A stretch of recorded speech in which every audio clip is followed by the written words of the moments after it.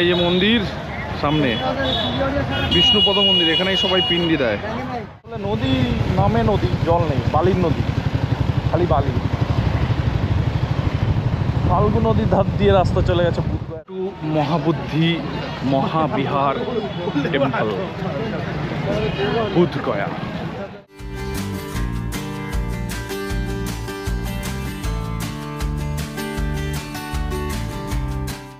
Amazing place, Bodh-Gaya, coming from Italy. Huh? Yes, this is a very special place.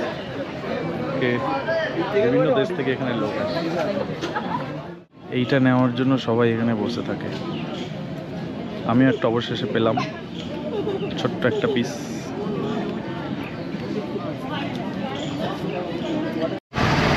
Good morning from Gaya. এই যে আমাদের hotel, hotel Skylark. কালকে রাতে এখানে ছিলাম। এখন প্ল্যান হচ্ছে এখান থেকে ধানবাদ ডেস্টিনেশন, তার মধ্যে বুধগয়া, পারলে নালন্দাটাও করতে পারবো, জানি না পারবো কি না, চেষ্টা করবো, দেখা যাক কী হয়। চলো যাবো। দাঁড়িয়েছি বিষ্ণুপদ মন্দিরের সামনে। একজন একজন করে যাব। প্রথমে রাজুদা গেল, এরপরে আমি যাব। চলো চলো চলো। এই যে মন্দির সামনে বিষ্ণুপদ মন্দির, এখানেই সবাই পিন্ডি দেয়। মন্দিরের ভেতরে ক্যামেরা নিয়ে যেতে দেবে না, ক্যামেরা জুতো সব খুলেই নিতে হবে। দেখো সব চুড়ি সব বসেছে, সিঁদুর, প্রচুর ভিড়। এই যে মন্দির, বাহ, মন্দিরটা খুব সুন্দর।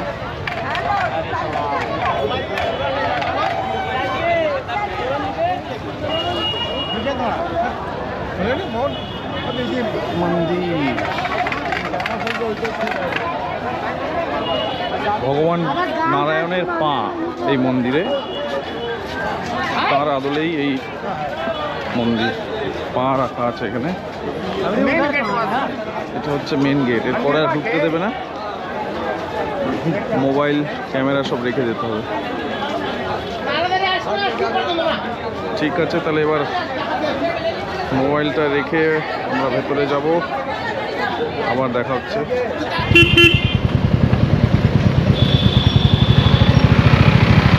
বুধগয়ার দিকে আমরা যাচ্ছি।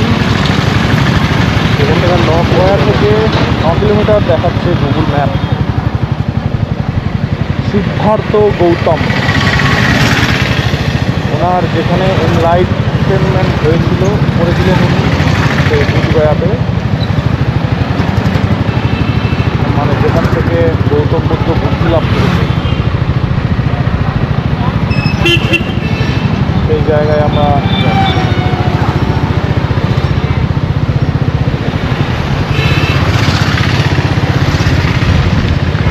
গয়া থেকে 10-12-15 কিলোমিটারের এরকম ডিস্টেন্স।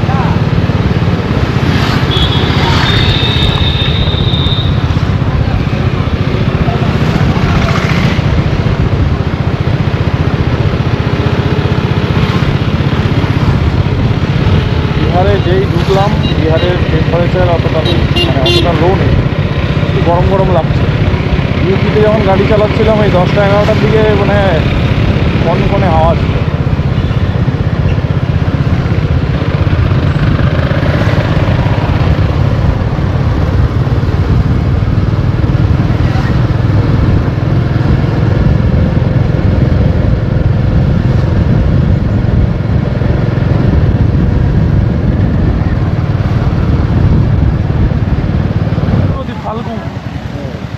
ফাল্গু নদী, আসলে নদী নামে নদী, জল নেই, বালির নদী, খালি বালি।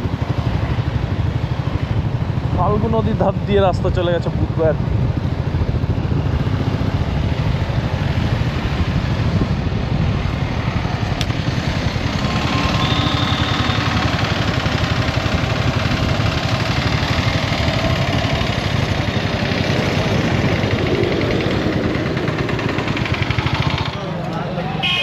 Welcome to Mahabodhi Mahavihara temple, বুধগয়া।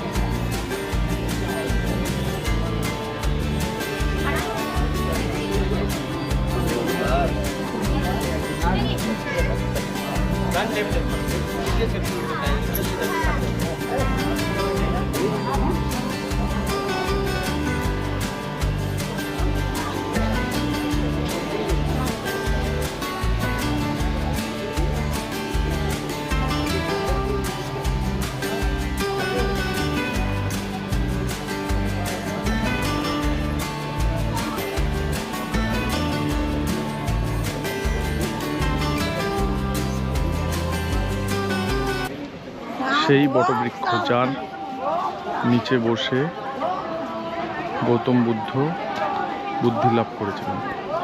এই যে সোজা ওইখানেই মন্দিরটি তৈরি করা হয়েছিল। এই মন্দিরটা তৈরি করেছিল মৌর্যরা 500 খ্রিস্টাব্দে, ওই সময়টা হবে মোস্ট প্রবাবলি। তারপরে এটা 1200 খ্রিস্টাব্দে ধ্বংস করেছিল মনে হয় কুতুবউদ্দিন আইবক আর বখতিয়ার খলজি এটাকে ধ্বংস করেছিল। ধ্বংস করে এখানে এটা মসজিদ তৈরি করেছিল, যেটা পরে হয়তো কেউ সংস্কার করেছে মন্দিরটাকে।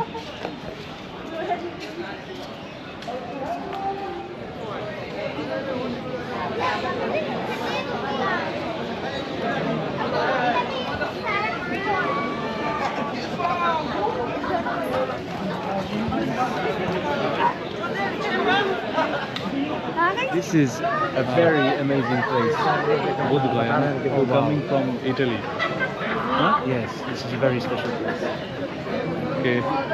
বিভিন্ন দেশ থেকে এখানে লোক আসে।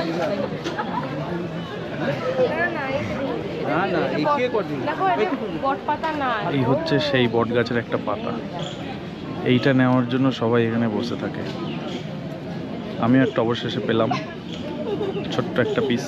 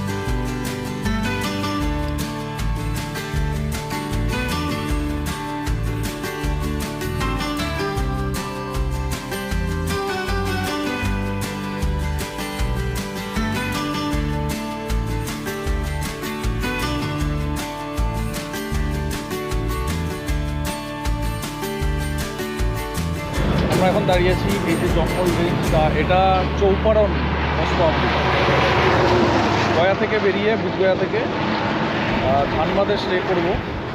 আর মাঝখানে এই সুন্দর ভিউটা দেখে একটু দাঁড়িয়ে গেলাম। অপূর্ব ভিউ, বেশ ভালো লাগছে, গাড়ি চালাতেও সেই মজা লাগছে।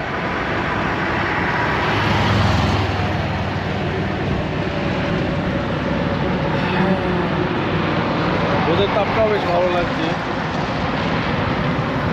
চলো লাঞ্চ করতে হবে, লাঞ্চের টাইম প্রায় পেরিয়ে গেছে, 3টের উপরে বাজে। যাওয়া যাক।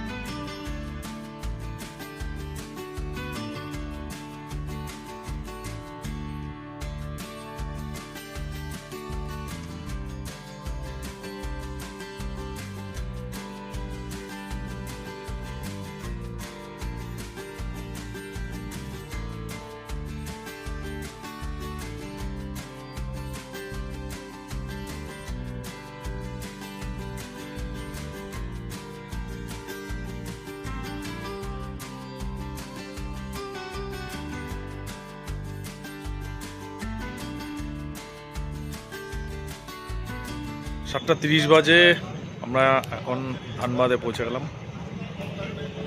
অনেকটা জার্নি করে 225 কিলোমিটার গয়া থেকে জার্নি করে ধানবাদ অ্যাট লাস্ট পৌঁছালাম।